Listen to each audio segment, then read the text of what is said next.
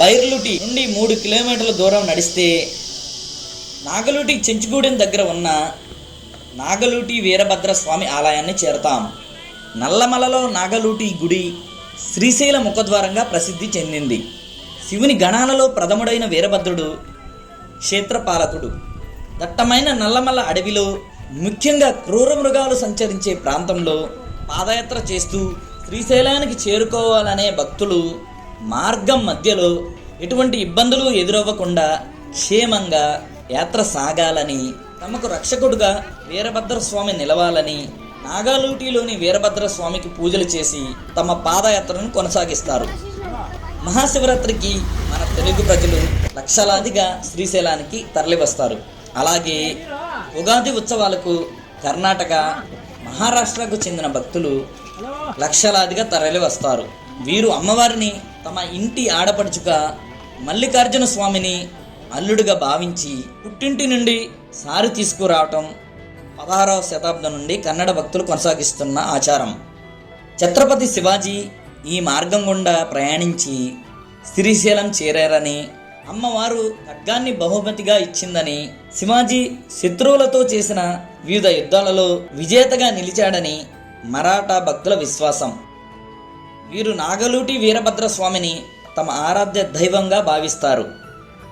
నాగలూటి వీరభద్ర స్వామి ఆలయాన్ని 15వ శతాబ్దంలో విజయనగర రాజులు నిర్మించారని కొందరు చరిత్రకారులు చెబుతుండగా, ఆలయ గోపురంపై ఉన్న తాబేలు, పాము, బల్లి వంటి చిత్రాలను బట్టి ఈ గుడిని చాళుక్య రాజులు నిర్మించారని కొందరి వాదన. ఈ ఆలయం ముఖమండపం, గర్భాలయం, అంతరాళం వంటి వివిధ భాగాలను కలిగి ఉంటుంది.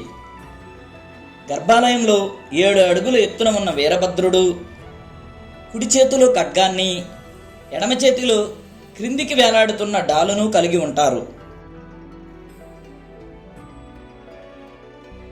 గర్భాలయంలో ఎడమవైపున భద్రకాళి తల్లి విగ్రహాన్ని చూడవచ్చు.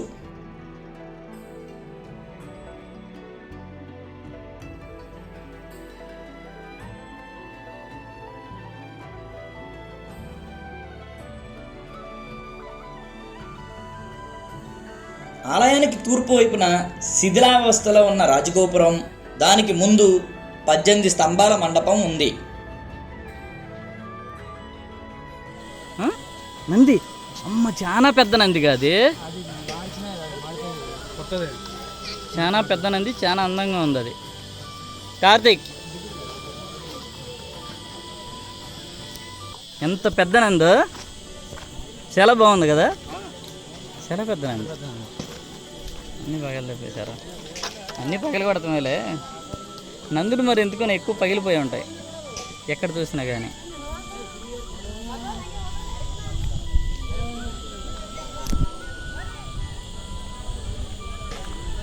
ఏంటంటే ఇక్కడ ఈ టెంపుల్కి వచ్చిన వాళ్ళకి వాటర్ ఫెసిలిటీ కోసం దిగుడు బావి ఇక్కడ. ఇంకా ముందుకెళ్తే చిన్న కోనేరు లాగా ఉంటాయి ఇక్కడ, ఎప్పుడు వాటర్ ఉంటాయి. ఈ నాగలూటి గుడి పూర్వకాలం భక్తులకు రాత్రి బస చేయటానికి, అలాగే విశ్రాంతి తీసుకోవటానికి అనువైన ప్రదేశంగా ఉండేది. అదే విధంగా యాత్రికులకు మంచినీటి సౌకర్యార్థం ఈ గుడి దగ్గర ఒక మంచినీటి బావి ఉంది. చూసారా ఫ్రెండ్స్, ఇది ఇప్పుడు పాడుబడిపోయి ఉంది.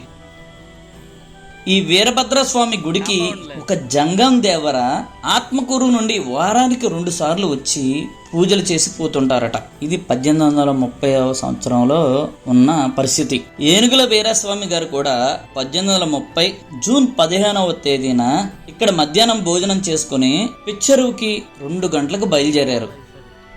ఈ వీరభద్రస్వామి గుడి నుండి ఒక 5 నిమిషాలు ముందుకు వెళితే అక్కడ 2 కోనేర్లు ఉన్నాయి. ఆ కోనేర్లు వద్దనే ఉచిత అన్నదానం, అలాగే మంచినీటి సౌకర్యాలు ఏర్పాటు చేశారు. అదే విధంగా యాత్రికుల సౌకర్యార్థం ఇక్కడ ఒక మెడికల్ క్యాంప్ కూడా ఏర్పాటు చేసి ఉంది. చూసారు కదా ఫ్రెండ్స్, అక్కడ అంబులెన్స్ కూడా ఉంది కదా ఫ్రెండ్స్.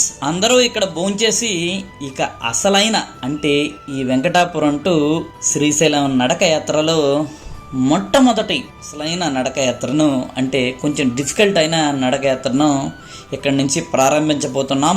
భోంచేసిన తర్వాత ఇక్కడ నుంచి కొంచెం ముందుకు వెళితే అక్కడ చూసారు కదా ఫ్రెండ్స్, రెండు అద్భుతమైన కోనేరులు కనిపిస్తున్నాయి.